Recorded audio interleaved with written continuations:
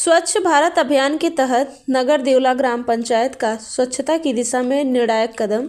स्वच्छ भारत अभियान के अंतर्गत नगर देवला गांव को कचरा मुक्त बनाने के उद्देश्य से ग्राम पंचायत प्रशासन द्वारा एक महत्वपूर्ण और उपयोगी पहल की गई है। गांव के पंजीकृत 3205 घरों में गीला कचरा और सूखा कचरा अलग अलग डालने के लिए डस्टबिन वितरित किए गए।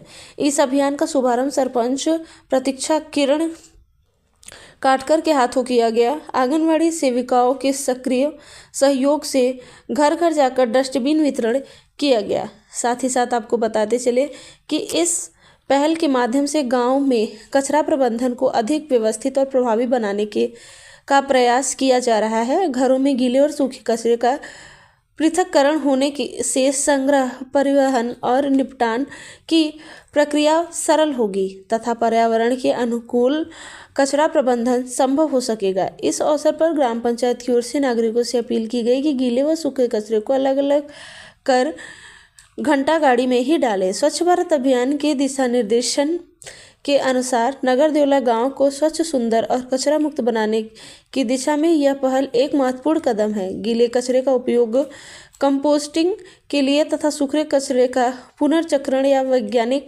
तरीके से निपटान करने से कचरे की मात्रा कम होती है।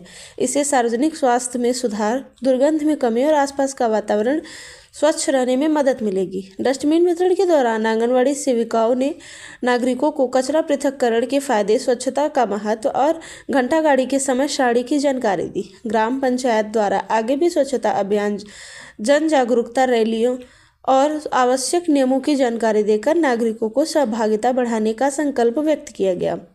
सरपंच प्रतीक्षा किरण काटकर ने नागरिकों से अपील करते हुए कहा कि स्वच्छता केवल प्रशासन की जिम्मेदारी नहीं है, बल्कि प्रत्येक नागरिक की सामूहिक जिम्मेदारी है।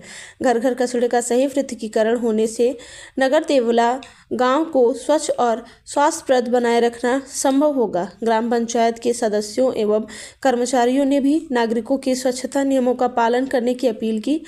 स्वच्छ भारत अभियान के तहत ये पहल नगर देवला गांव को कचरा मुक्त बनाने की दिशा में एक सराहनीय कदम है। नागरिकों के सहयोग से गांव स्वच्छता का आदर्श उदाहरण बनेगा, ऐसी उम्मीद व्यक्त की जा रही है।